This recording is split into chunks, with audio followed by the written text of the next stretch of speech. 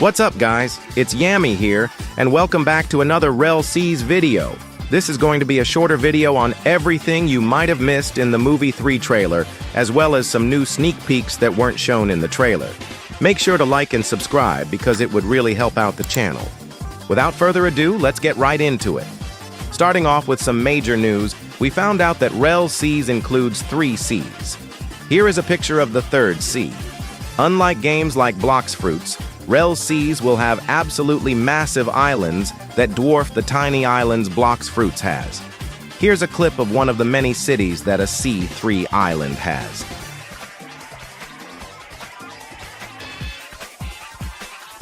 We were also shown a massive casino. The 3rd sea will have called the RELL Casino, which is an enormous place that contains shops, arcades, and more. It's a perfect place for you gambling lovers out there. This place appears to have similarities to Guild Tesoro's boat, the Grand Tesoro, from One Piece film Gold. Looking at the right of the island, we can see an extremely large town that includes Indian architecture, which looks pretty neat. This detail is only in one of the many cities that you'll adventure through in RELL SEAS. Another major part of the island we see is Hades Asylum. This is the equivalent to Impel Down in One Piece. I went over it more in depth in my other video linked above. Looking at the prison from the outside, it's genuinely gargantuan. The small boat under it is Relati, which is the Barati equivalent for scale. I can't imagine how big it's going to be up close when the game releases. Moving on to another major improvement is the boat customization system GUI. The old GUI on the left is more cluttered and a lot more dull looking. The new one on the right is a lot more aesthetically pleasing and looks like actual blueprints. Now taking a closer look at the new menu, we see multiple categories for customization. The first one on the top left we can assume to be the helm of the ship you're able to customize. Next we have the flag icon where you can customize your flag.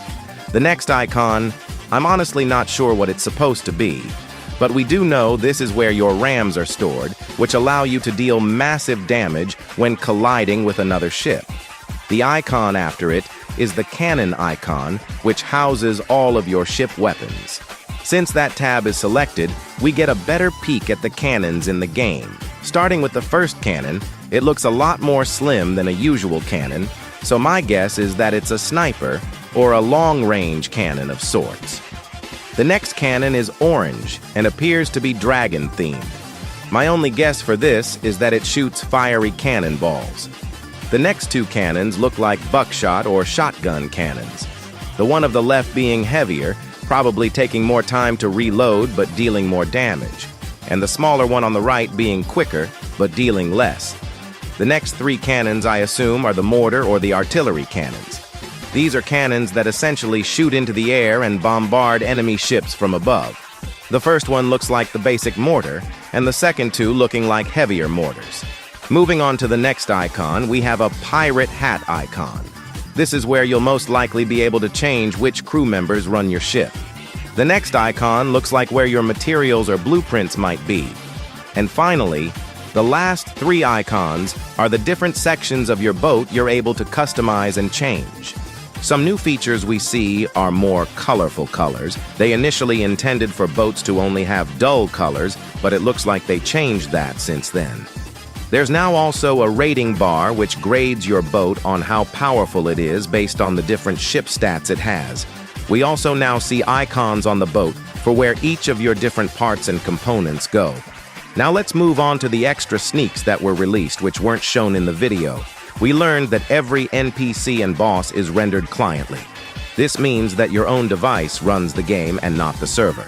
This may sound like a bad thing, but it'll mean a much smoother experience for you and your friends. We also learned that there's a treasure hunting system for you adventurers out there. You'll be able to get rare armors, weapons, and even fruits from these chests, although it'll be rare. The devs have been extremely focused on making the game polished. They even made it so, when bullets pass by you, sound effects will play.